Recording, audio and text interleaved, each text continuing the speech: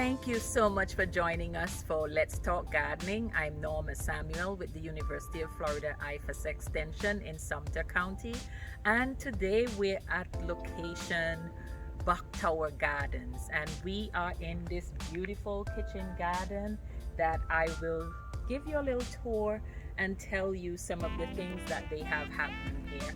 So these are raised beds that they have planted, and you can see these are probably around a 12-inch depth, and they're about 4 feet wide.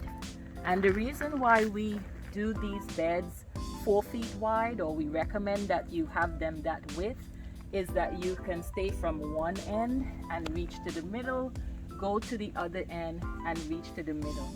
So that way you're not stepping in the bed. So you can make your beds any length that you wish, but just try and keep them at the 4 foot width. You can see here that this has pebble stones, and this allows for good drainage. In some cases you could just keep it with grass or just mow whatever grows up between there, but that is your choice.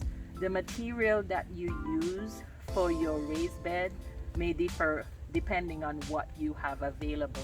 So this looks like some kind of a concrete type structure. You can also do this with wood. You can also do it with sheet metal, like galvanized. It all depends on what you want to do. So here they have a mixture of cool season crops, and there's also some warm season crops like tomatoes and beans that you'll see in here, and you'll wonder why you're seeing both types of things, and this is because we're actually in zone 9B here. So yes, they probably will have some frost damage that's coming up in a few days, but here you can see that these things like the tomatoes have survived so far, and they're kind of getting to the final leg of the tomatoes. Now as we go through the beds, you're going to see that there's a combination of peanuts in here, and then you have whatever is being planted. So in this case, this is mustard greens. It's a red mustard green, and the purpose of the peanut is to add nitrogen. So this is what we call a nitrogen fixing plant. It adds nitrogen to the soil. So that is a great way to have a combination of plants. So this is beneficial in that it's providing nitrogen. These, you can see, they're very healthy, and that's a really good thing.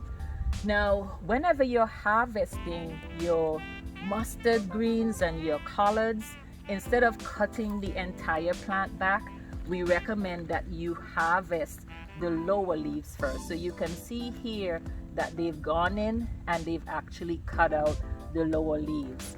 You can use a knife and cut them out, or they will snap very easily. So this is very pretty.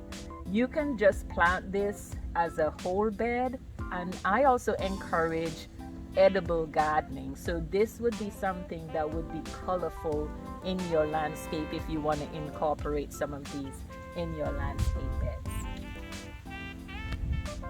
This bed, we have a combination of things. So you have violas, you have the peanuts, and you have lettuce. And this is a butterhead lettuce, the Sanguine Amarylori, and you can see how it's speckled.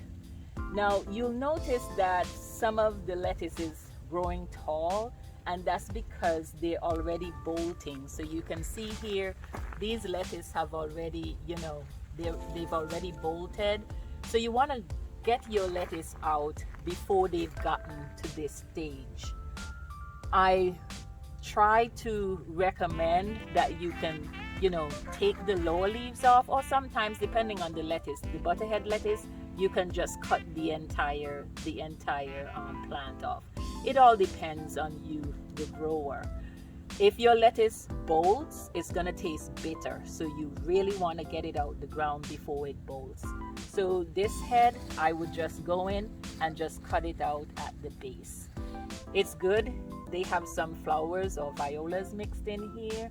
It adds a little color and make things look nice, and it's a way for you to, I would say, having a multi-cropping system is a way for you to confuse the bugs. So that is highly encouraging and possible. You can see here there are tomatoes planted in this bed too, and they have the tomatoes staked. So this is really good, and you can see that they've removed the lower portion of the branches and just have a few main branches coming up, and they've staked them, and that's a good way for you to get air to flow through and prevent a lot of disease problems.